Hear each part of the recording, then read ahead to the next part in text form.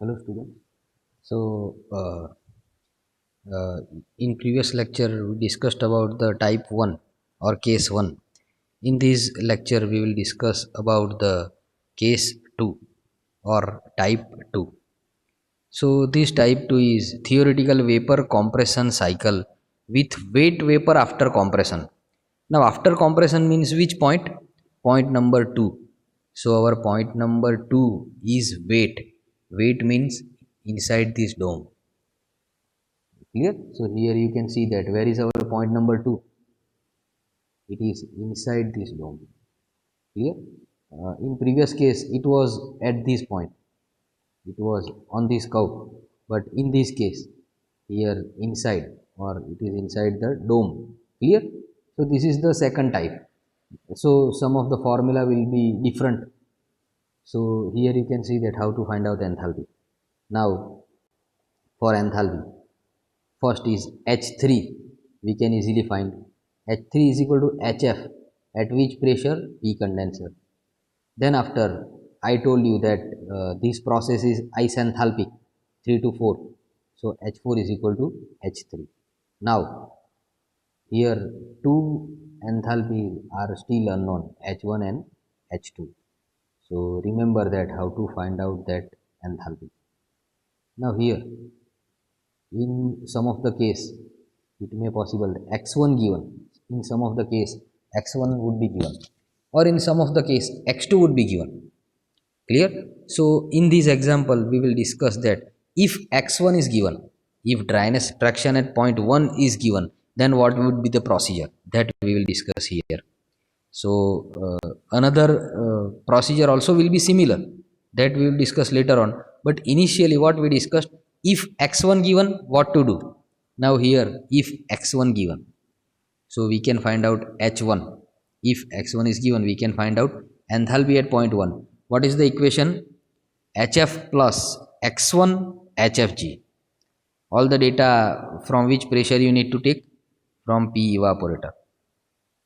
Clear? So this is how we can find out h1.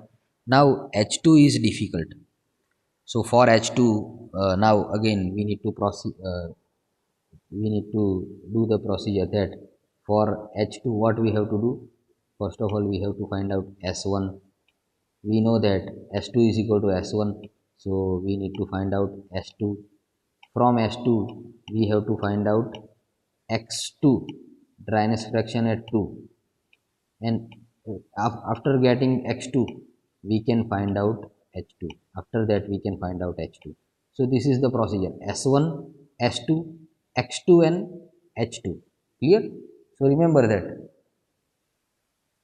So in this also you can see, first of all we have find out s1, sf plus x1 sfg. All the value you need to take it from where? P evaporator. s2 is equal to s1, s2 is equal to sf plus x2 sfg. All the value you need to take it from the P condenser. So you can find out x2, put value here, you can find out h2.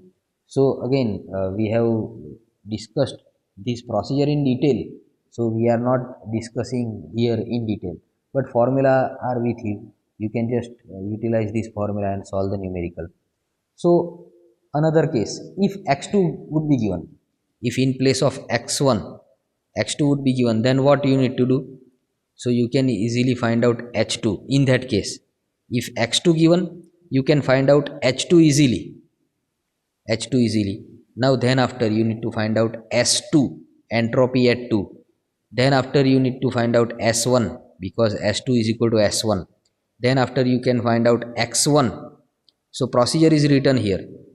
You need to first find out h2, s2, s1, x1 and h1.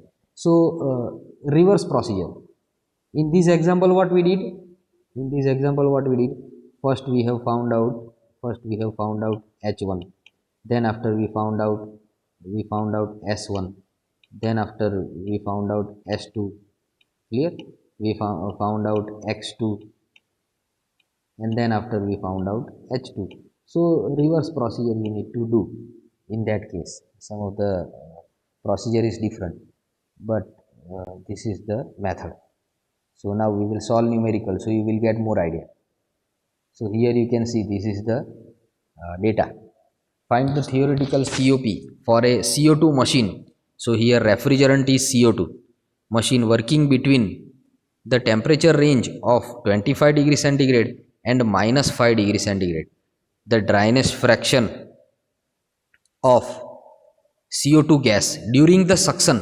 Here it is written during the suction of compressor. So suction means at point 1.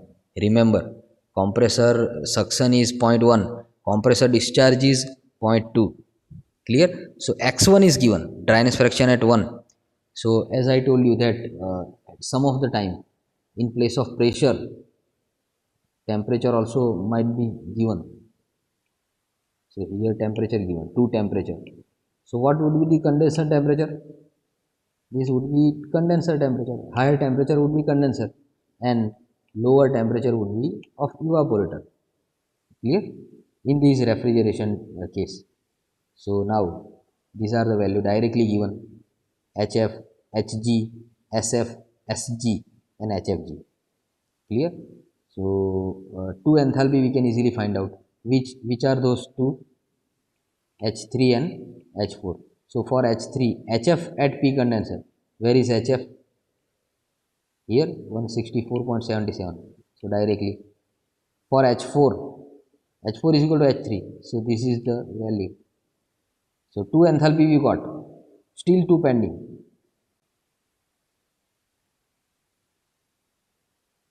So first of all we can find out H1. H1 is equal to HF plus X1 HFG at which pressure? P evaporator. So dryness fraction given. Dryness fraction is directly given. So here you need to write down the dryness fraction.